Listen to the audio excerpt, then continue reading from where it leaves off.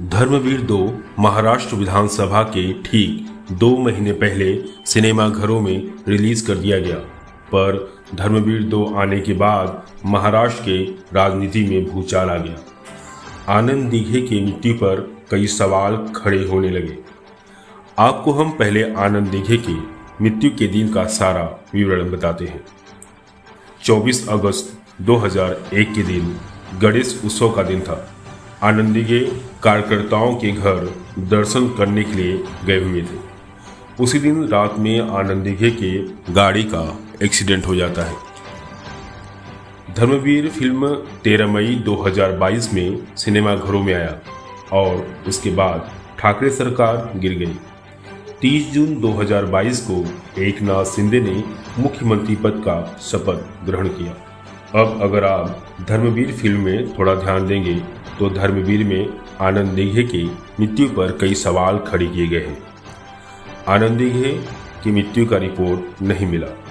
मृत्यु के दिन 7 बजे तक आनंद दीघे ठीक थे। डॉक्टर ने भी कहा था कि आनंद दीघे खतरे के बाहर है। उसके बाद अचानक आनंद दीघे की मृत्यु हो जाती है। सिर्फ धर्मवीर फिल्म में नहीं, उसके अलावा कई सैनिक के मन में यह शंका है कि आनंद दीघे का मृत्यु हुआ था या हत्या। पर वास्तविक में क्या हुआ था, इस विषय पर हमने कुछ रिसर्च किया।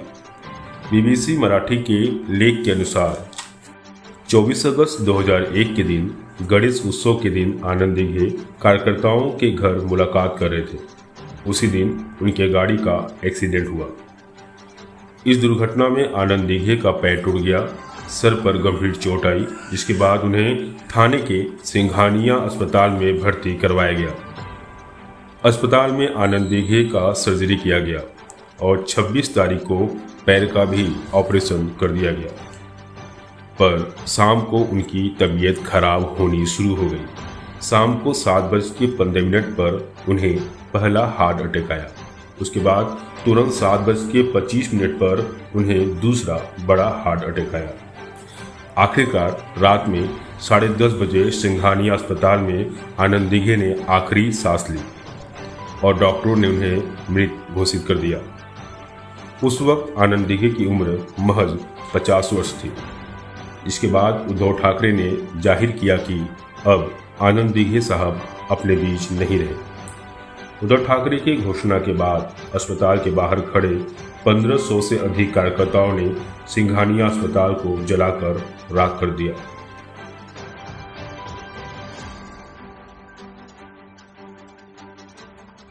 जिसके बाद तत्कालीन उप मुख्यमंत्री छगन भुजबल ने इस पूरे मामले की जांच करने का आदेश दिया, जिसमें 34 लोगों को गिरफ्तार किया गया।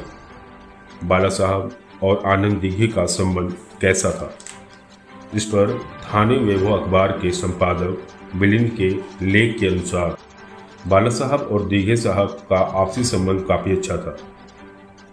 आनंद दीघे बाला साहब को अपना गुरु मानते थे और उनकी बहुत इज्जत करते थे। इसीलिए बाला साहब और आनंद दीघे के बीच किसी भी प्रकार का कॉम्पिटिशन करने का सवाल ही नहीं उठता। वहीं वरिष्ठ पत्रकार प्रकाश आकोलकर ने कहा कि ठाकरे और दीघे के संबंध अच्छे थे। थाने के लोग आनंद दीघे से काफी खुश थे। आनंद दीघे का शब्द ठाकरे वालों के लिए रामबाण था। उसके आगे कोई भी नहीं जाता था। उस वक्त लोग मातोश्री जाना कम कर दिए थे और आनंद दीघे के पास जाना ज़्यादा शुरू कर दिए थे।